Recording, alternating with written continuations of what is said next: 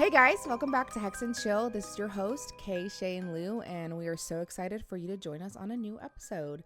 This episode is going to be about astrology. I don't know much about astrology, so you are going to learn with me or you will teach me things in the comments. But I'm super excited because Lou and Shay are really knowledgeable about this stuff, and we're going to get right into it after we open up our circle. So I'm going to start off with inviting air, inviting fire, inviting water, and inviting earth. May you be with us in this journey. All right, Lou, start us off strong. Please tell me what the crap this is. What is astrology? Okay, I am thrilled to be chatting with us about astrology. I know you said Shay and I are super knowledgeable about it, and I totally agree. But I also want to say that I'm not an expert, and we're all learning together. Knowledge in this, the spectrum of more than me. I got you. I love it. Yeah. I appreciate it. Okay, so again, like I said, I'm just going to give us a brief history of astrology, and I am reading this, so bear with me, but I'll make it as interesting as possible. So astrology has been around for thousands of years, evolving through different civilizations. It all started with the Babylonians around 2000 BCE. They mapped the stars and divided the sky into 12 sections, which became the foundation of our zodiac signs. The Egyptians picked it up next, connecting the stars to their gods and using them for divine guidance. Then came the Greeks, who turned astrology into a system. Forgive me for my butchering of the names of this. Please tell me how to properly announce them. But Ptolemy wrote Tetrabiblos, which shaped the modern Western astrology.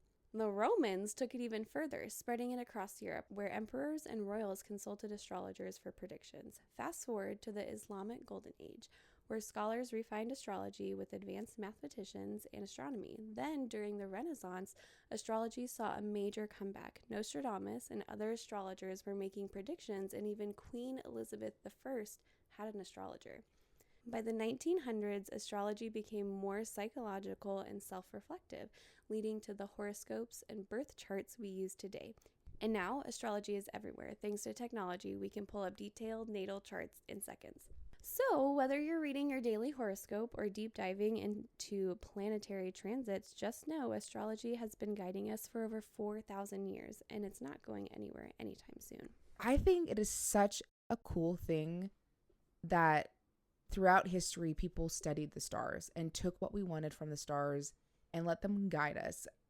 In past podcasts, I've talked about my love for Egyptian history, and that was something that I thought was awesome as a kid, that they would look at the stars and track things and where they built the Great Pyramids of Giza, like that they're right under certain stars. Yeah, I agree. I think also thinking about what were the ways that people got around.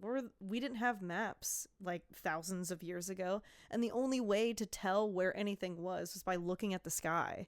And it's cool to me to think about how people for literally thousands of years, millennia, have been using the sky, one, to tell where they're going, and two, to look internally and know that like each of us has a bit of stardust in ourselves. And we're kind of like looking back into the universe and seeing, all right, where did my piece of stardust come from?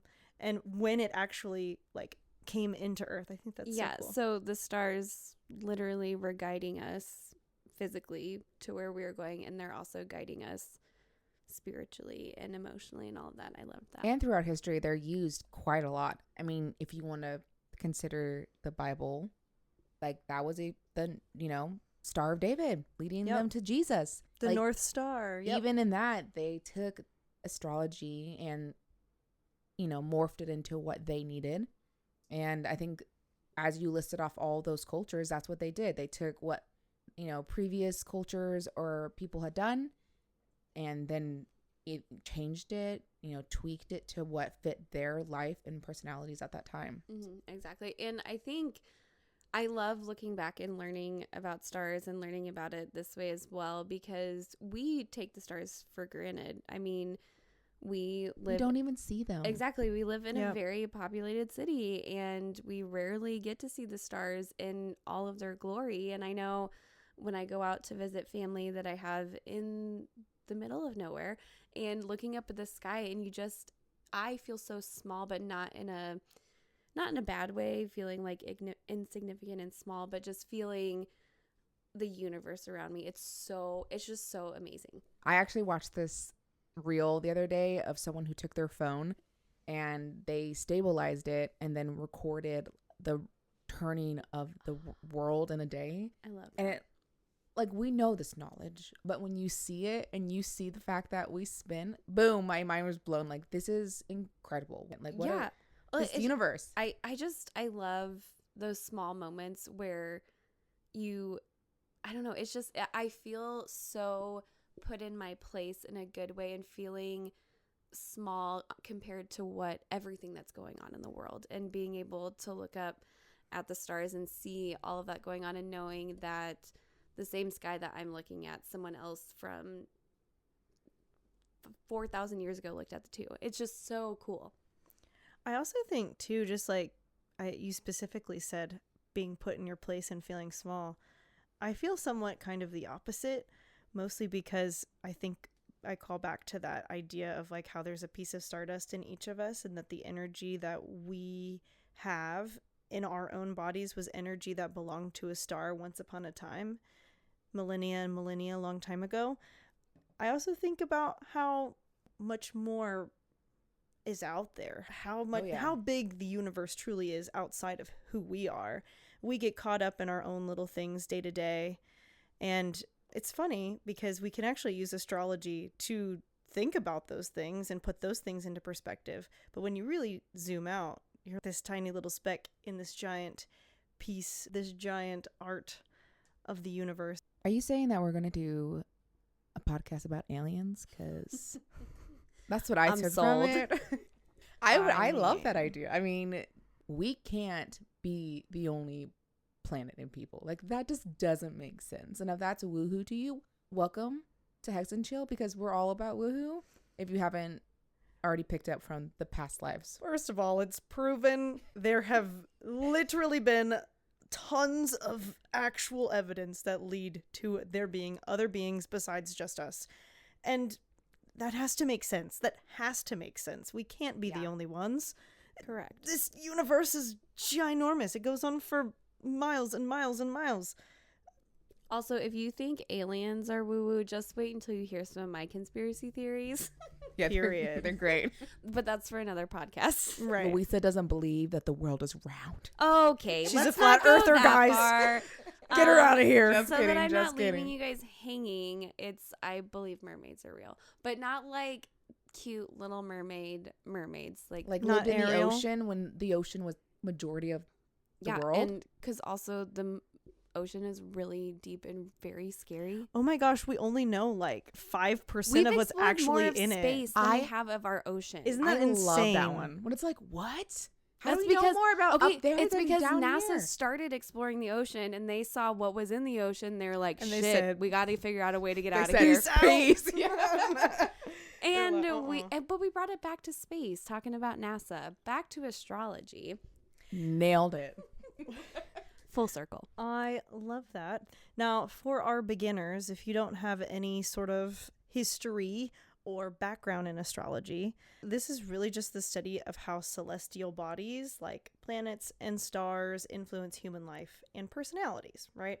So just a quick breakdown of all of our zodiac sun signs. So the zodiac is divided into 12 different signs, and each one is associated with a time of year and very specific personality traits. So we'll start off with Aries, which is for anyone born between March 21st and April 19th. They are usually bold, energetic, and impulsive. Taurus, people that are born between April 20th and May 20th, Hey, that's me, Lou. are usually practical, stubborn, and sensual. Ooh. Ow, ow. Okay. Gemini are born between May 21st and June 20th, and they are usually curious, talkative, and adaptable.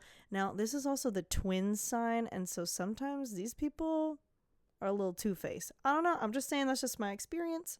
Sorry if you're a Gemini. Cancer, like myself, are born between June 21st and July 22nd, and they are usually emotional, nurturing, and protective, and I can attest to all three of those. Leos are born between July 23rd and August 22nd and are usually confident, charismatic, and dramatic. Virgos are born between August 23rd and September 22nd, and they are usually analytical, perfectionists, and detail-oriented. Libras are born between September 23rd and October 22nd. They are diplomatic, charming, and indecisive. I grew up with 2 Libras, and I can also attest to that. Shout out to my dad and my brother. Scorpios are born between October 23rd and November 21st, and they are intense, mysterious, and passionate. Sagittarius are born between November 22nd and December 21st, and they are adventurous, optimistic, and blunt. Capricorns are born between December 22nd and January 19th, and they are ambitious, disciplined, and reserved. Aquarius are born between January 20th and February 18th, are innovative, independent, and quirky. And Pisces, born between February 19th and March 20th, are dreamy, intuitive, and sensitive. Listen, why does everyone always leave out Aquarius and like a bunch? What is the other one that gets left out a lot? I'm always watching these TikToks and like, if your sign was a, I don't know, Akatar character, what would you be? And I'm like watching, and then they just leave out Aquarius. They're like, nobody cares about you.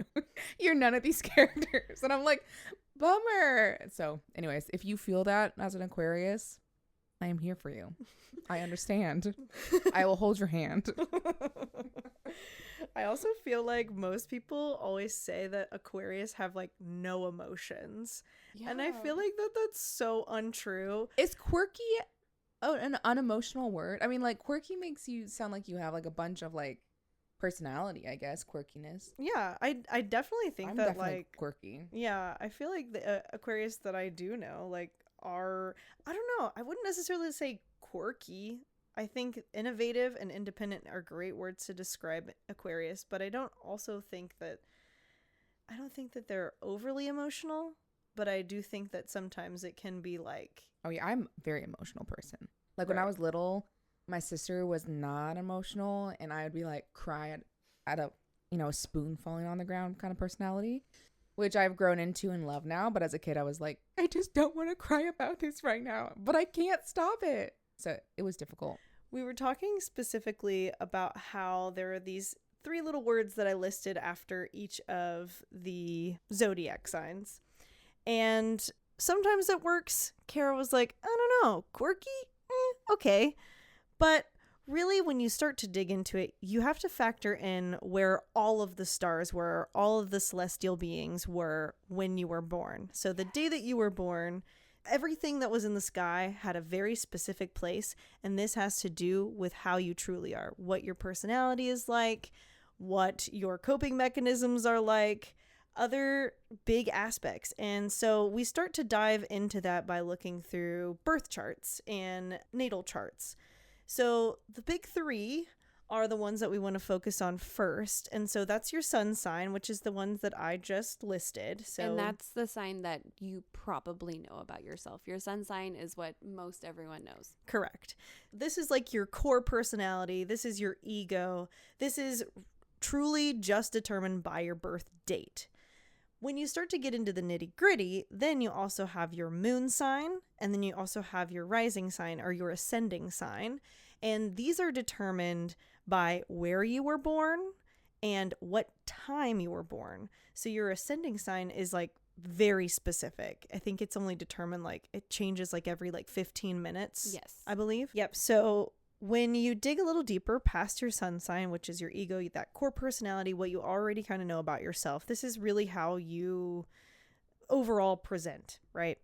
Your moon sign is your inner self. So this is the being that takes over your emotions. This is what your instincts are mostly. It was really interesting when I first started this journey. I had a really good friend who was the typical astrology girly, and she made me download CoStar, and then we start looking into it and everything. And when I looked up my moon, which my moon is in Scorpio, she got the biggest smile on her face, and she was just saying, I knew it. I knew you were a bad bitch down deep inside. And I just lost it because forever, I mean, I, of course, I'm also a Taurus. So I, of course, on the outside, my ego and all of that, I felt very Taurus and I identified with all of that. But I did always feel like, yeah, I have a little bit of a little bit of savage running through me. Like I am going to, I will destroy you if you hurt the ones that I love. That it never really fit with Taurus. So then when I got into the full circle, I was like, oh, it's because I got that Scorpio moon. Okay. Yeah.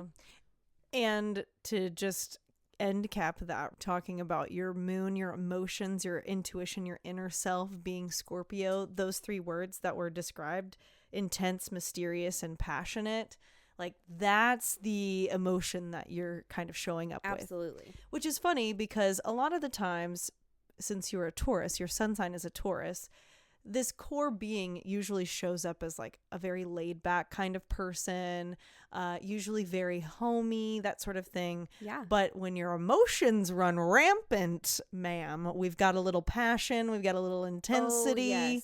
Oh, Yep. yes. Yeah, and I can actually identify with that because as a sun Cancer, I am extremely emotional, and that is true. Yes. But the way that I show my emotions are not this weepy, like, I'm so sad, I'm sad girl all the time. My moon sign is in Aries, which is very fiery. Yes, it is. So when I get a little emotional, I get a little fiery. Spicy. A little spicy. We love it. Yes, and that's why she used to be called Spicy Shay. For those that know, my Twitter/X handle used to be Spicy Shay. So I love that. that's just an example of how we can take where these celestial beings were when we were born and use them as part of telling us a little bit more about ourselves. And then the last one, your rising or ascendant sign. This is how you actually appear to others. So first impressions, this is what people are going to think about you. And if anyone's ever tried to guess your star sign and they're like way off, it's probably because they're picking up your ascendant sign or your rising sign first rather than your sun sign. Oh, also, I wanted to fact check because I agreed your rising sign changes every 2 hours. Every So 2 hours. If you feel like, because I know you'll also see so many memes about if a girl asks you what time you're born and where you were born, run. That's not true, guys. The astrology girlies are not crazy. But you may need to reach out to your mom or get your birth certificate to see what time you were born. Because if you feel like your rising sign is off or it doesn't necessarily fit, it could be because you're just off a little bit on your time. Yep. It's actually really important for that. Only because, like, some people, again, like I said, if you're telling someone or someone is guessing your sign or they have, like, preconceived notions about you, they could be completely off. I love that. Since I don't know much about astrology, the girls had me get on to CoStar, which is an app that helps you figure this all out. I wouldn't know unless I did this. You can put all your information in, and it basically tells you the things that Shay just described. Your rising, your moon, your sun, all of that jazz. Not to mention the other, I think, 9 houses. There's 12 houses in total. Yeah, and it's lots ruled of information. Yep, ruled by every single planet or celestial being that's in the sky. So, And it's yeah. really cool because it's free, and then you can also follow your friends on it. Yeah. And then you can see your compatibility with your friends. You can also see a compatibility with potential partners. And it's super interesting to look into. So this is not a sponsorship. We just really love CoStar. Yep. So they made me download it a few months But ago. if CoStar wants to sponsor us, If you like us, we're please really do. Yeah. So the girls obviously were like, okay, you put all your information in. Please tell me what you are. Because they were both really into it. They knew their information. I did not really, other than Aquarius. I knew the basic sun. I was Aquarius because that's easy to find. You look up your birthday. Like, that's all you do. So I did that, and I put my information in, and I pulled it up, and this is what it told me.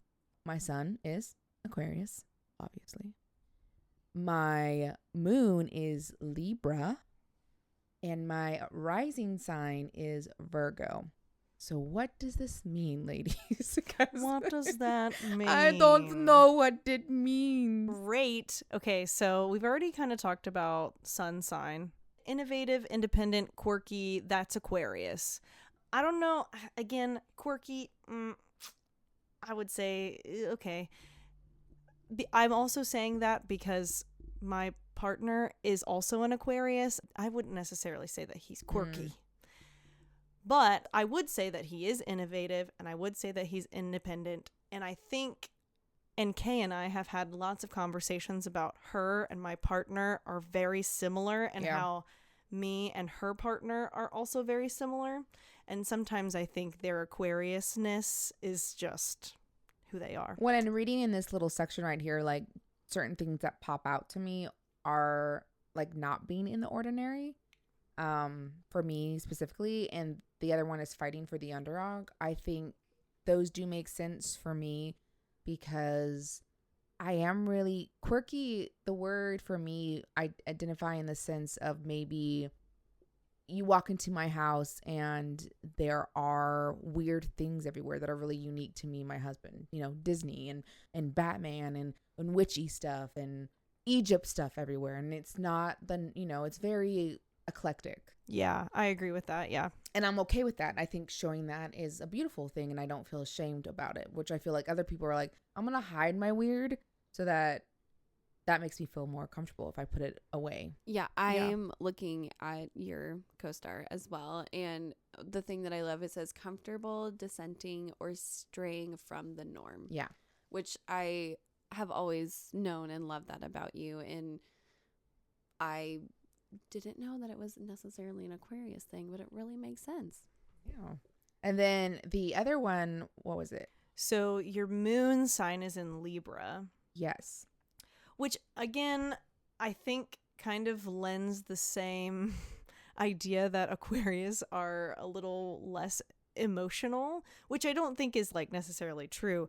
But I think when you are emotional, you can be charming and you do a really good job of conveying how you feel and helping other people understand why you feel that way. And I think that that's really important. I think that's the big thing that I'm seeing from your chart. But I also do think that there are moments too where it's hard for you to decide exactly how you feel about something, and that's okay. Yeah. But when you do know how you feel, like you're really clear about this is how I'm feeling and this is what I need. Yeah, I saw it also talked about like the balancing of two ideas, which I feel when I get into political conversations with people, I do try to be understanding. Like I'm very strongly opinionated on one side, wink wink, but when I talk politically to people, I just try to be more open because I feel that when you come across really aggressive, sometimes people shut down. And so I've learned it's just important to not do that. And maybe it's because of my Libra, that being in the middle ground and making them feel comfortable to talk about a really hard topic maybe can have them be like, oh, okay. Like I have one of my husband's friends, he and me like go into these debates, and he's also very polarizing on the other side. And so we try to kind of meet in the middle, and I do learn things from him. Like I think it's important that we do that. But that makes sense. Yeah, other word that was also in that list was also diplomatic, and that is a very huge Libra trait of like trying to have that diplomacy, trying to see from the other person's point of view, but also in a way kind of convince them to go to the right side. Well, and Politician, having right? that sense of justice, being a Libra, and knowing like that's the something scales. Yes, exactly. That's something that's very important. Scales, guys. Yeah. Mott. Yeah. Yeah. Okay, sorry. Side note, we did a tarot read the other day to pull our god or goddesses Deities or to look into. Yes, to look into to see if we identify with them. And one of mine was an Egyptian goddess, of course, because the cards know me. And it was Ma, who is in the underworld. She looks like Isis with the big wings and as a woman, but she's her sister, and she basically weighs the hearts in the underworld to say if you have been good or bad. And so we were like, wow, this is really, really cool. Now that you said scales, I'm like, Libra, all of it. I love it. And Yep. I think that's something that I totally see in you is the like having those tough conversations and wanting to step in with an open mind, because you know that you're not going to be heard if you're also not listening, but you also have such a sense of justice and you stand up for what you believe in, which I also love.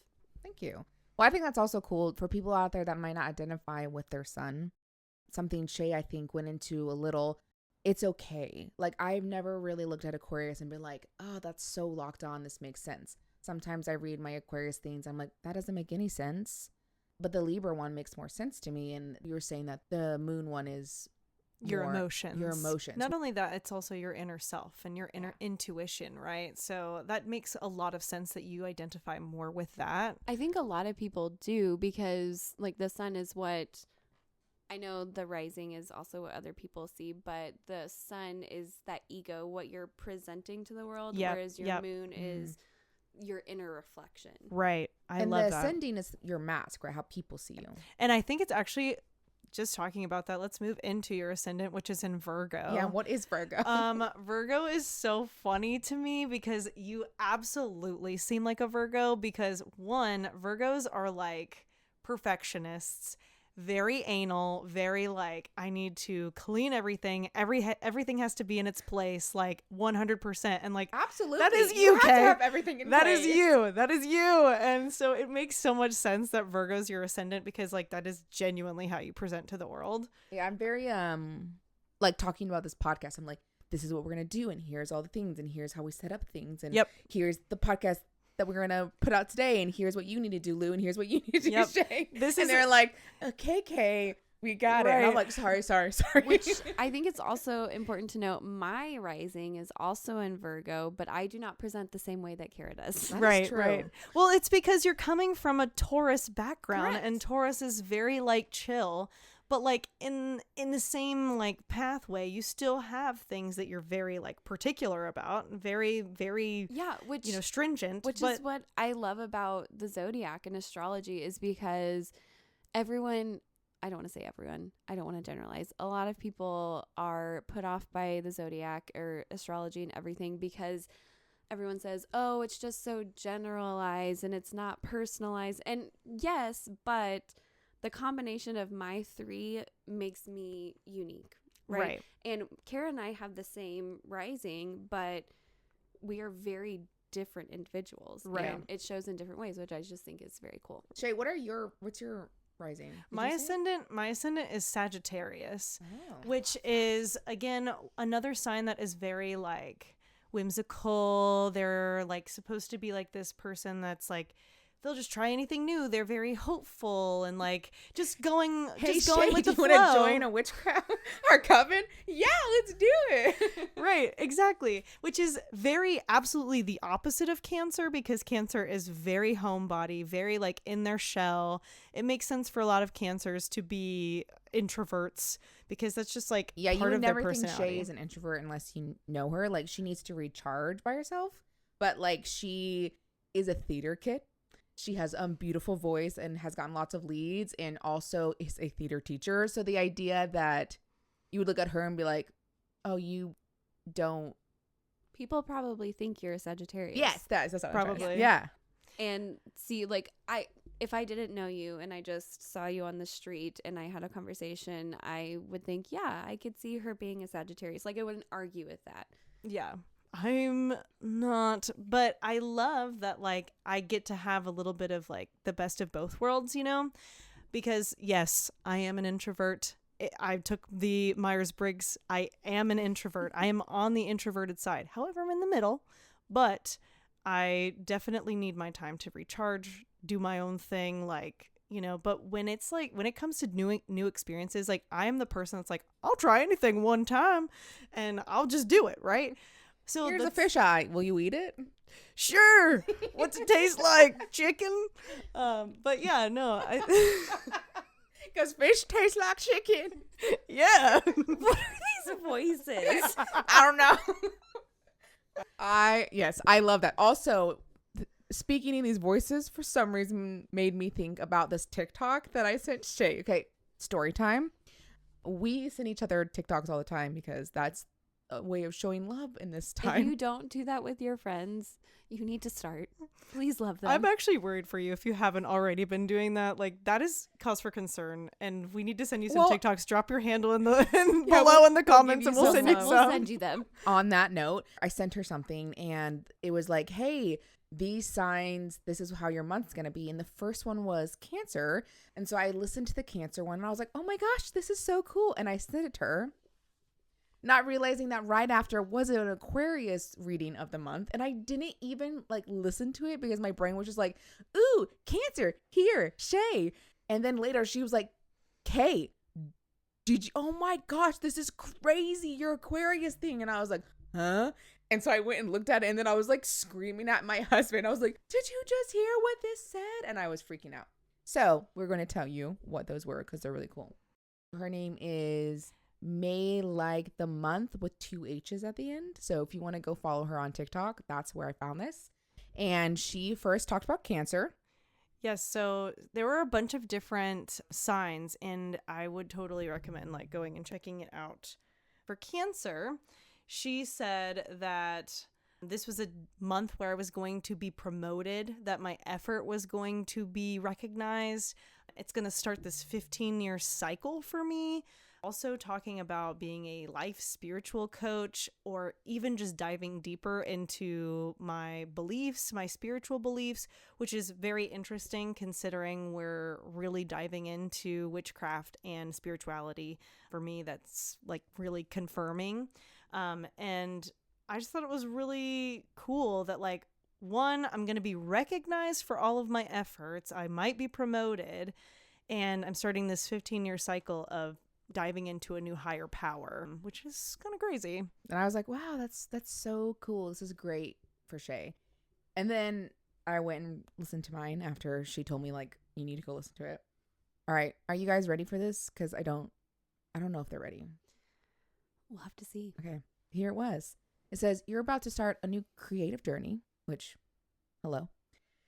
You're going to have new ideas that you're going to share with people, and that your words and your thoughts are important to share to people. And she was like, so this is a great time to start a podcast, to start sharing things on social media and let people see your thoughts and mine, because it's beautiful and you should share it with the world. And I was like, what? Podcast? Like, that's what I'm starting this month. Right.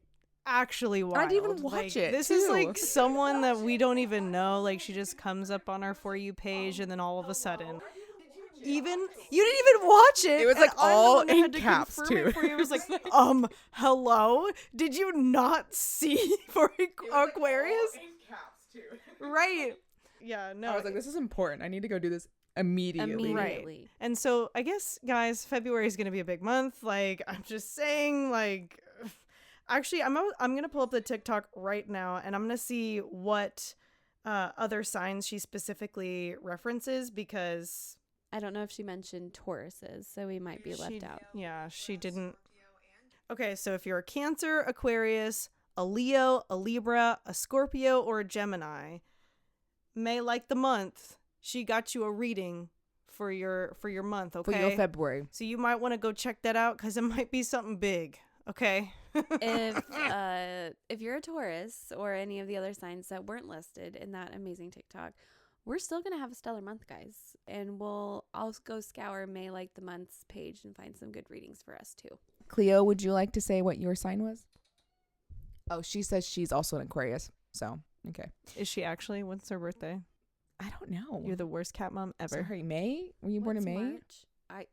Lorcan What would day? be a Pisces. He's probably a Pisces. Well, what day? I Guys, think it's mid-March. You know, they're born and then rescued. Pruden was born March 15th. Yeah, your cats are special because they're like the hairless and expensive ones. Mine, I just found at a Petco. Yeah, So. Prune is very much a Pisces. That's hilarious. She is so funny. She doesn't listen to anybody except all she does is eat food. So anyway. Oh my gosh. Now that you know our cats, Aquarius signs. I mean, Aquarius Zodiac signs. What are they sign? called? Zodiac signs. I know we've kind of talked about it a little bit, both Shay and Lou's signs, but I would like to listen to both yours and talk about what they mean individually real quick. I love that we dived into mine, but I would love to dive into yours. So let's do Lou first. Lou, so you are a Taurus. So what Yes. does that mean for you? Okay, so my son is in Taurus. I'm so sorry. My cat Cleo is in the room, and she has to be in the room or she bangs on the door You probably heard it in past podcasts. I think we've talked about it, but she's sitting next to me, hitting me with her paw, meowing. So I'm so sorry. She's going to be a part of this podcast. We love it. So, okay, my sun sign is in Taurus, and I think like the biggest things that stand out for me are the things that I choose to be really bougie about, like my self-care and the things that I do to take care of myself. And then I'm also very stubborn. I feel like those are my really big Taurus things that stick out a lot. But because Taurus is, what is like the main feeling of Taurus, you said? Whenever I think of Taurus, I think they care a lot about their space, but they also have like very specific ideals. If you start to like kind of challenge them on that, they will definitely challenge you back.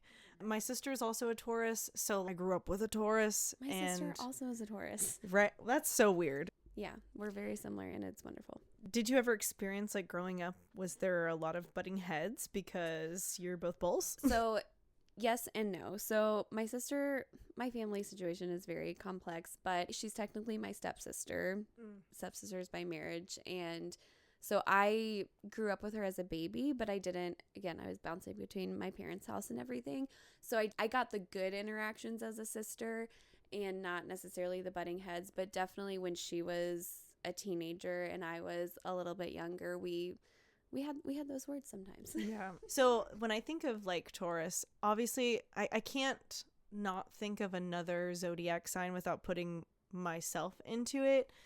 And when I think of Taurus specifically, I think of my sister and I sharing the same value of protecting our space, our home space in particular, and how that is very, very important to each of us. And I think that's why as a Cancer and Taurus, we got along really well. I also noticed the differences in which if there's something very specific that she doesn't get on with, she's going to let you know. Whereas I might not do that because I'm a Cancer and I also, side note, when I think of Zodiac also, I very much think about the animal or the picture that embodies that Zodiac sign. And for Cancer, it's a crab. I will withdraw into my shell and I got my little pincers out ready to snap on anybody if they get too close.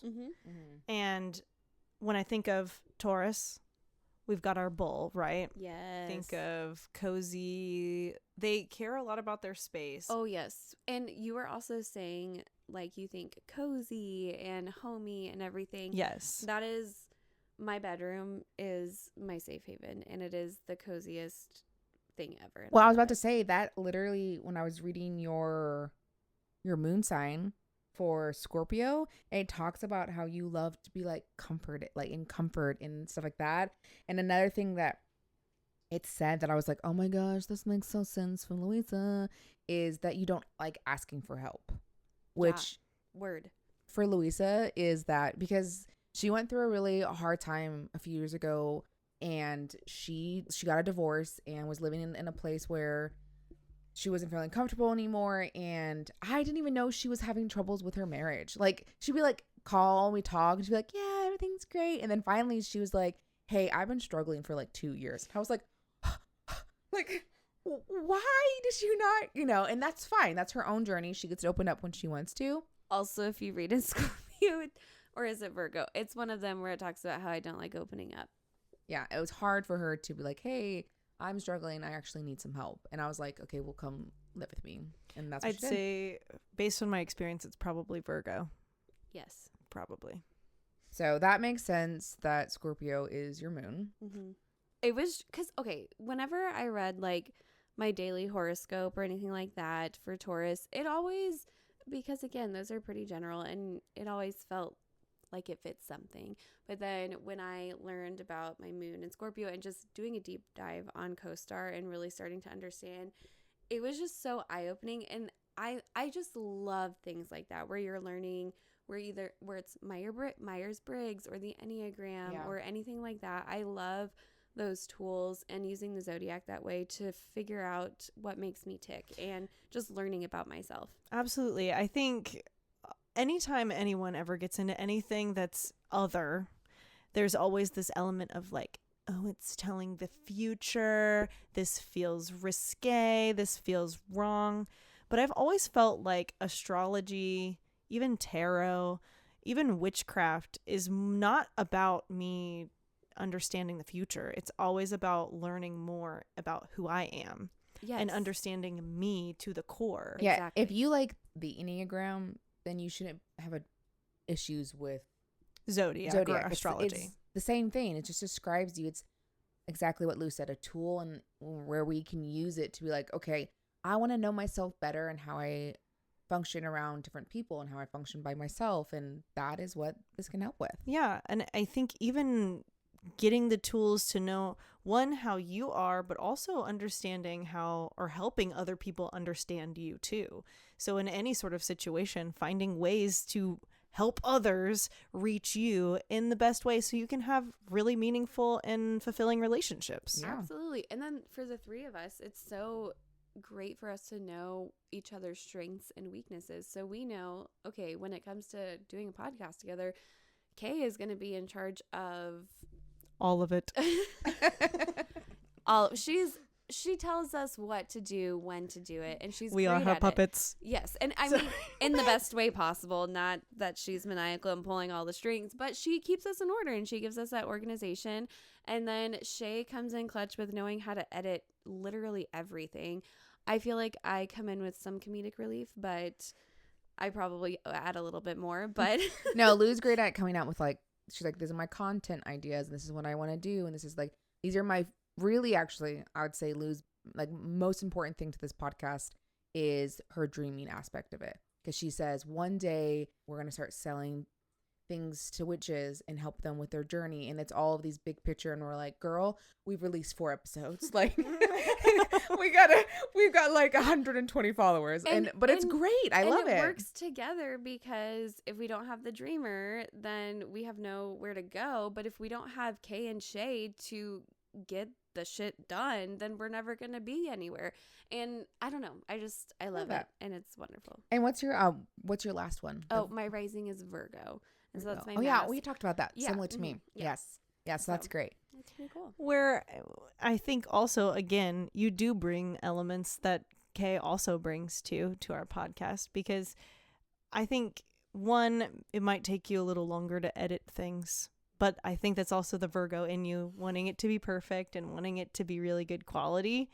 And I also think, like, when you came in with your Cozy Witch tarot deck and you came in with all your Green Witch books, like, that was when we were like, here's this hidden knowledge that Lou is like really bringing to the table that, like, I feel like you don't necessarily always get the moment to kind of shine, right? And so I think, again, your Virgo does show through in very obvious ways. Lou, your Virgo is showing. Fine. We love it. You're Virgo. All of our Virgos. We don't all Virgos. I'm not talking. Do I have a Virgo in my chart? I do not have Virgo in my chart. That's actually hilarious to me. All right, we're going to dive into Shay's now. And Shay has talked a little bit about her chart, but we're going to what makes her tick in this chart.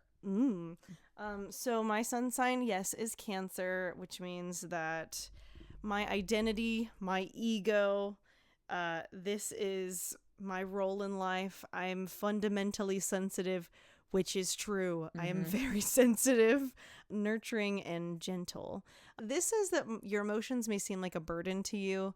I've always gotten from literally everybody in my life, especially as a kid, you're so sensitive. You're so sensitive. In fact, I disagree. I do not think that it is a burden. I think it's something that has helped me create, again, really deep and meaningful relationships, because through my sensitivity, through my very rich feeling emotions, I have been able to be empathetic and to understand other people and learn from others as well. Well, and I love the narrative of flipping being sensitive, because being sensitive and being a woman go hand in hand. And how many times, I mean, I don't know if you were told this as a child, I was also told, you're being too emotional, or you're being so sensitive right now.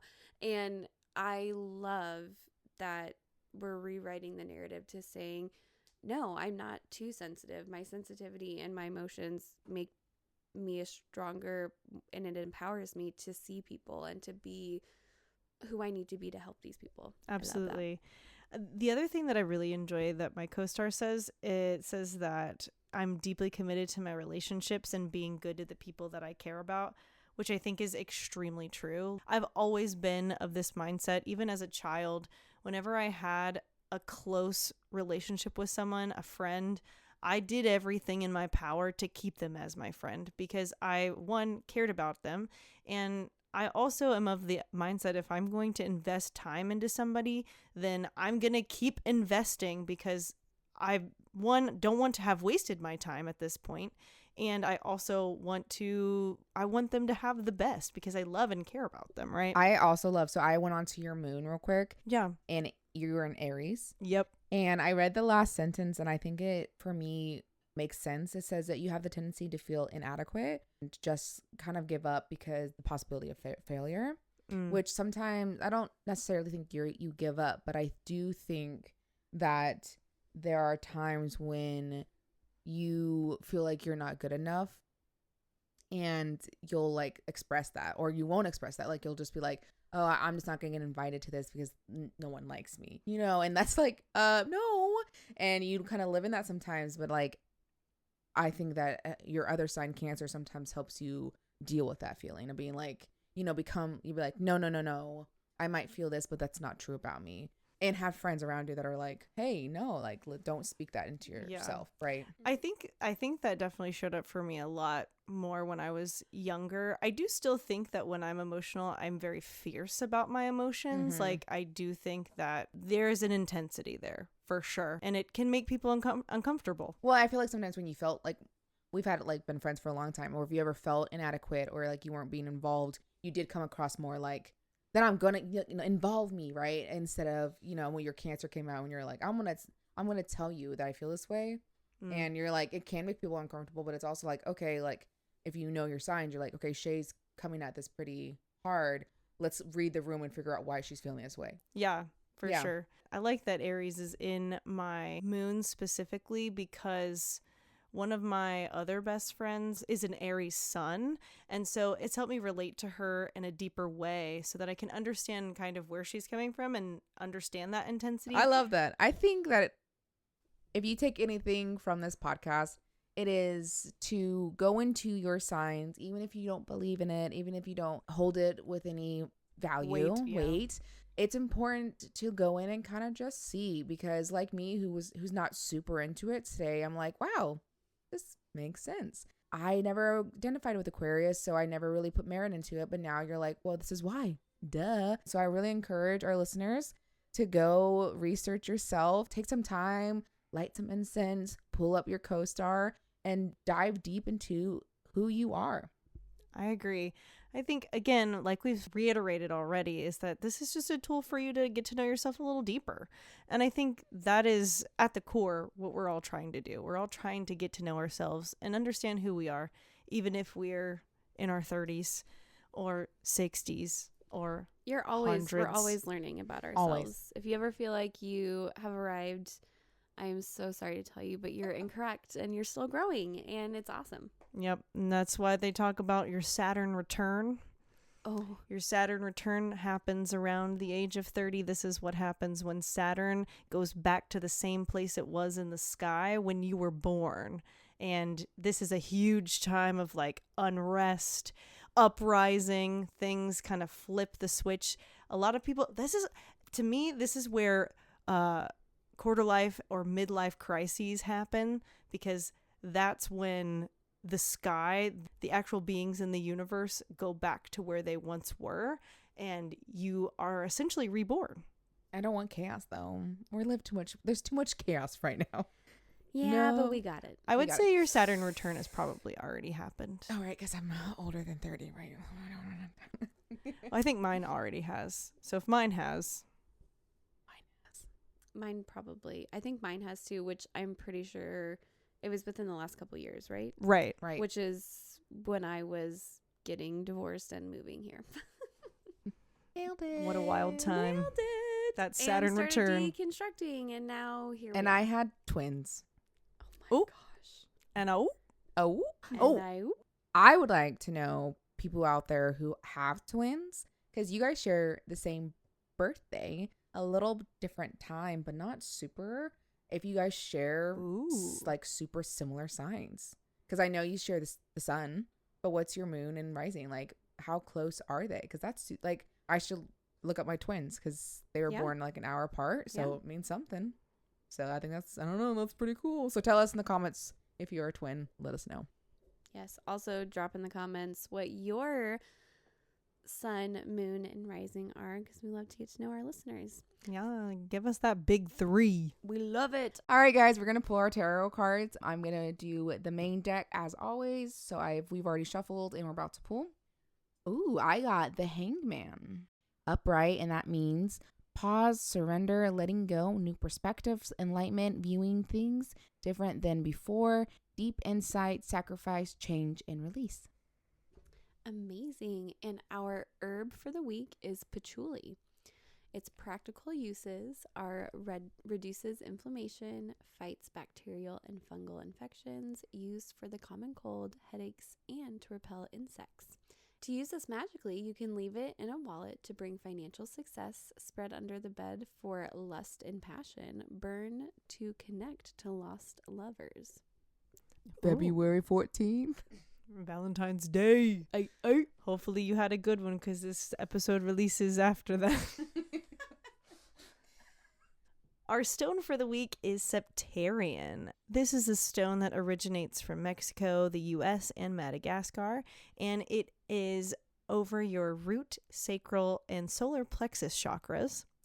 It is yellow, brown, white, and gray if you have trouble identifying it, and it literally looks like snake skin, or a snake egg, or a dragon egg. And its metaphysical properties are nurturing, grounding, brings out happiness and understanding, improves communication skills, healing, and protection, which I think overall, all of our tarot cards pulled just goes to show that if you have had any hang-ups about astrology in the past, maybe this is just a new way to kind of get into it and given a second chance. All right, witchlings, thanks for hanging out with us and listening to us nerd out on astrology. We are excited to have you back listening to us next week. We're going to close out our circle and wish you all the best week.